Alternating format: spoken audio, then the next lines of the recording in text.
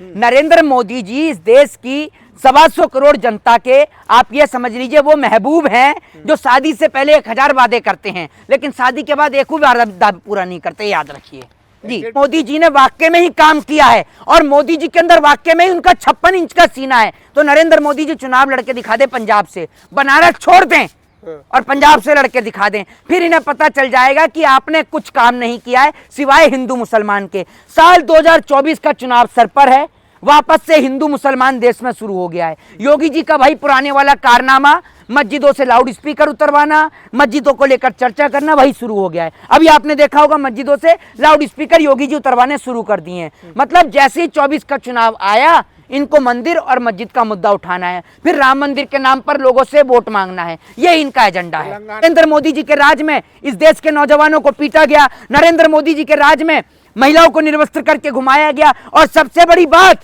जब ये सब घटना हो रही थी उस वक्त हमारे देश का प्रधानमंत्री विदेश की यात्रा पे बिजी था। जब हमारे देश में घटना हो रही थी, हमारे देश के जवान शहीद हो रहे थे, तब हमारा प्रधानमंत्री मैन वर्सेस वाइल्ड की शूटिंग में व्यस्त था। जब हमारे देश में महिलाओं को निर्वस्त्र करके घुमाया जा रहा था, हमारे देश का प्रधानमंत्री मिस्र के दौरे कर रहा था। कम चारों राज्यों में तो भारतीय जनता पार्टी का बुरा हाल होने वाला है। कहने का मतलब है कि सुपड़ा साफ होने वाला है। लेकिन मुझे एक बात यह समझ में नहीं आ रही, जिस मध्य प्रदेश की जनता मध्य प्रदेश के शिवराज सिंह चौहान जैसे टिकटॉक बनाने वाले मुख्यमंत्री को भगाना चाहती है, तो उस देश को, इस देश की दलाल मीडिया कैसे वापस से अपने ओपिनियन पोल पर दिखा रही है कि बीजेपी आ रही है। ये देखिए उत्तर प्रदेश के मुख्यमंत्री योगी आदित्यनाथ, वो गए वहां तेलंगाना जाकर कहते हैं कि इसका नाम बदल के, हैदराबाद का नाम बदल के जो है वो हम भाग्यनगर कर देंगे। उन्होंने सरदार पटेल के नाम का स्टेडियम का नाम बदल के नरेंद्र मोदी के नाम पर कर दिया और स्टेडियम में मोदी जी का नाम बदल के पनौती कर दिया। ये बड़ा ही गजब खेल हुआ।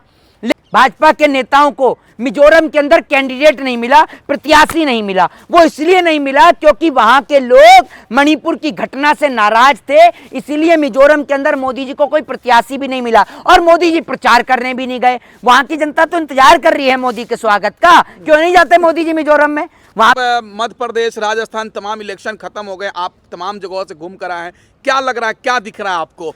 देखिए एक बात मैं आपको बता देता हूं कि मैं मध्य प्रदेश भी गया, मैं गया राजस्थान भी, ठीक है, छत्तीसगढ़ भी और तमाम जगह पर गया, तेलंगाना भी गया। लेकिन एक बात मैं आपको बता दूं कि इन चारों राज्यों में तो भारतीय जनता पार्टी का बुरा हाल होने वाला है।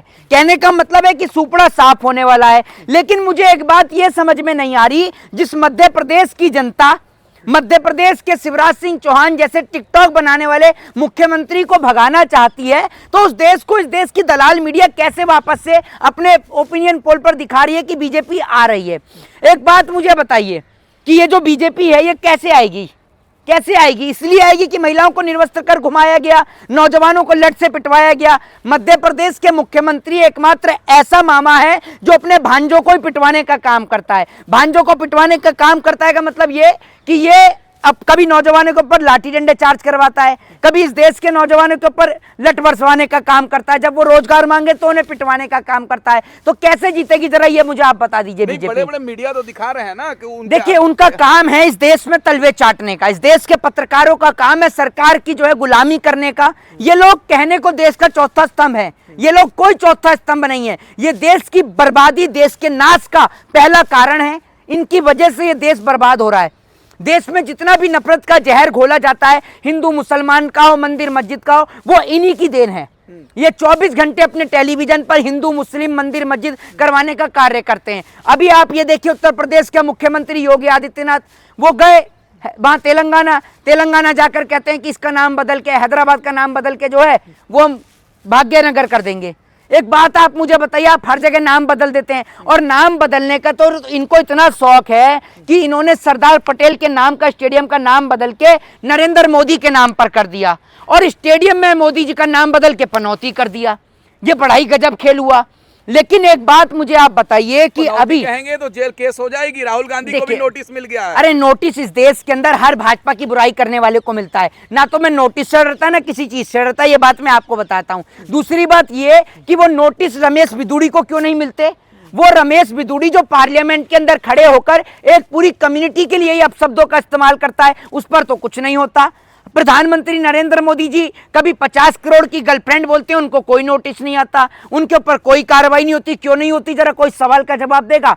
देश के प्रधानमंत्री चारों राज्य में चुनाव प्रचार करने के लिए गए, तेलंगाना गए, छत्तीसगढ़ गए, राजस्थान गए और मध्य प्रदेश गए, लेकिन कोई प्रधानमंत्री से पूछे कि आप मिजोरम प्रचार करने क्यों नहीं गए?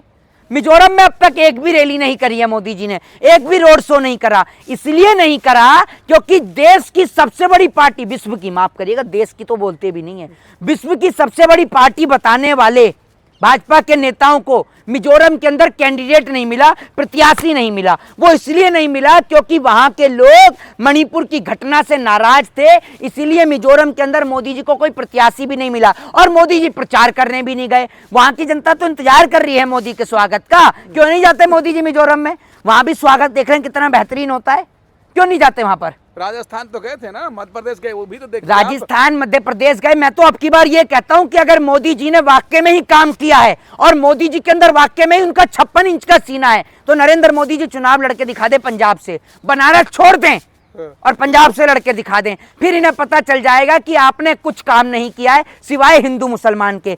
साल 2024 का चुनाव सर पर है, वापस से हिंदू मुसलमान देश में शुरू हो गया है। योगी जी का भाई पुराने वाला कारनामा, मस्जिदों से लाउड स्पीकर उतरवाना, मस्जिदों को लेकर चर्चा करना, वही शुरू हो गया है। अभी आपने देखा होगा मस्जिदों से लाउड स्पीकर योगी जी उतरवाने शुरू कर दिए हैं। मतलब जैसे ही 24 का चुनाव आया, इनको मंदिर और मस्जिद का मुद्दा उठाना है, फिर राम मंदिर के नाम पर लोगों से वोट मांगना है, ये इनका एजेंडा है। तेलंगाना में कह रहे 4% जो मुसलमानों को रिजर्वेशन मिलता है वो छीन के जो है SC ST OBC को दे देंगे। आपके राज्य में हमें पता है कि आप SC ST OBC को देंगे। इन्हीं के उत्तर प्रदेश के अंदर एक बेटी के साथ हाथरस में जो घटना हुई वो पूरे देश ने देखा। इन्हीं के सरकार के राज्य में मध्य प्रदेश के अंदर एक आदिवासी के ऊपर किस प्रकार से एक व्यक्ति मूत देता है, मूतने का काम करता है, इन्हीं की सरकार के राज्य में हुआ। आप देंगे SC ST OBC को आरक्षण? है आपकी सरकार के राज्य में SC ST OBC के ऊपर अत्याचार हुआ। आपकी सरकार थी कर्नाटक में, एक महिला ने टंकी से पानी पी लिया तो उस टंकी को गौमूत्र से धुलवाया गया। आप देंगे आरक्षण SC ST को? है राहुल गांधी लगातार प्रधानमंत्री का अपमान कर रहे हैं, कह रहे पनौती है, जेब कतरों से तुलना कर रहे हैं। अरे भाई एक बात मुझे बताइए, देश की जनता की जेब तो साफ करी है ना, साफ नहीं करी क्या? कैसे कर दी साफ? है कैसे साफ कर दी? कैसे साफ कर दी? एक बात आप मुझे बताइए, आज से पहले सिलेंडर जो है मोदी सरकार के राज में, सिलेंडर आप देख लीजिए कितने का था। ओ सॉरी 2014 में सिलेंडर कितने का था, आज कितने का है? 2 करोड़ रोजगार का जो वादा किया वो कहां गया? और इस देश के अंदर एयर इंडिया, BSNL, MTNL और सरकारी कंपनियां कहां गई? भारत जो ग्लोबल हंगर इंडेक्स में भुखमरी के मामले में आ गया, ये क्या है? एक बात मुझे बताइए, अगर प्रधानमंत्री पनौती है या नहीं, इस सवाल का जवाब इस देश की जनता दे देगी। नरेंद्र मोदी जी के राज में आज तक भारत कोई भी वर्ल्ड कप नहीं उठा पाया। 1983 में कपिल देव की कप्तानी में उठाया, उस समय भारत देश के प्रधानमंत्री श्रीमती इंदिरा गांधी थी, ठीक है। उसके बाद में महेंद्र सिंह धोनी की कप्तानी में उठाया वर्ल्ड कप साल 2011 के अंदर, उस टाइम पे भारत देश के प्रधानमंत्री डॉक्टर मनमोहन सिंह थे। लेकिन जब से नरेंद्र मोदी कुर्सी पे विराजमान हुए, देश हारा ही हारा है। मोदी जी के राज में पुलवामा जैसी घटना हुई, नरेंद्र मोदी जी के राज में इस देश के नौजवानों को पीटा गया, नरेंद्र मोदी जी के राज में महिलाओं को निर्वस्त्र करके घुमाया गया। और सबसे बड़ी बात, जब ये सब घटना हो रही थी उस वक्त हमारे देश का प्रधानमंत्री विदेश की यात्रा पे बिजी था। जब हमारे देश में घटना हो रही थी, हमारे देश के जवान शहीद हो रहे थे, तब हमारा प्रधानमंत्री मैन वर्सेस वाइल्ड की शूटिंग में व्यस्त था। जब हमारे देश में महिलाओं को निर्वस्त्र करके घुमाया जा रहा था, हमारे देश का प्रधानमंत्री मिस्र के दौरे कर रहा था। कहां जाते हैं प्रधानमंत्री नरेंद्र मोदी जी? जरा ये तो बताइए, प्रधानमंत्री नरेंद्र मोदी जी पनौती हैं या नहीं? ये पूरा देश बताएगा। हम भुखमरी के मामले में नंबर 1 आ गए, हमारा देश बेरोजगारी से जूझ रहा है, हमारे देश के नौजवान जो हैं उनके पास रोजगार नहीं बचा, हमारे देश का किसान आत्महत्या कर रहा है, हमारे देश का नौजवान भुखमरी से मर रहा है, हमारे देश के नौजवान के पास रोजगार नहीं है, है? तो क्या प्रधानमंत्री नहीं है? इतनी समस्या रहती तो भाजपा जहां जहां चुनाव हो रहा जीत कैसे रही है? जनता खुश है तभी तो वोट दे रही है। अरे जनता काहे की खुश है? खुश तो आप हो, पेट आपका ये लंबा चौड़ा हो गया, जनता कहां से खुश है? अरे इनका पेट तो दिखाए कोई, इसकी नहीं। अरे भैया, बड़े पत्रकार सब चुनाव भाजपा जीत रही है ना भाई। अरे बड़े पत्रकार तो क्या करते हैं? बड़े पत्रकारों का तो बस नहीं चल रहा, उनके टीवी चैनलों का कर्जा माफ हो गया, बड़े पत्रकारों का बस नहीं चल रहा। मोदी जी को बोल दें कि जूता साफ कराने की जरूरत नहीं, हम चाट के साफ कर देंगे। बड़े पत्रकार कौन से बड़े पत्रकार? ये सब बिकाऊ पत्रकार हैं, अपना जमीर गिरवी रख के आए हुए हैं ये सब लोग। नरेंद्र मोदी जी इस देश की 125 करोड़ जनता के आप ये समझ लीजिए वो महबूब हैं जो शादी से पहले 1000 वादे करते हैं लेकिन शादी के बाद एक भी वादा पूरा नहीं करते, याद रखिए जी। एग्जिट पोल में भाजपा की सरकार बन रही है भैया क्यों नहीं आएगी? अरे एग्जिट पोल में भाजपा की सरकार क्यों नहीं आएगी? भाजपा ने ये जो इनको पालतुओं को पाल रखा है वो इसी दिन के लिए तो पाल रखा है कि तुम पूरा मेरा मेमोरेंडम क्रिएट करो। ये भारतीय जनता पार्टी के लोग जो भाजपा के पत्रकार, ये बीजेपी के पत्रकार हैं, याद रखिए। तभी तो सुभाष चंद्र का कर्जा माफ हुआ क्योंकि सुभाष चंद्र का चैनल यूं रहता है, यूं। डेमोक्रेसी का मीडिया चौथा पिलर, कोई चौथा पिलर नहीं है। इस चौथे पिलर ने देश का बेड़ा गर्क कर दिया।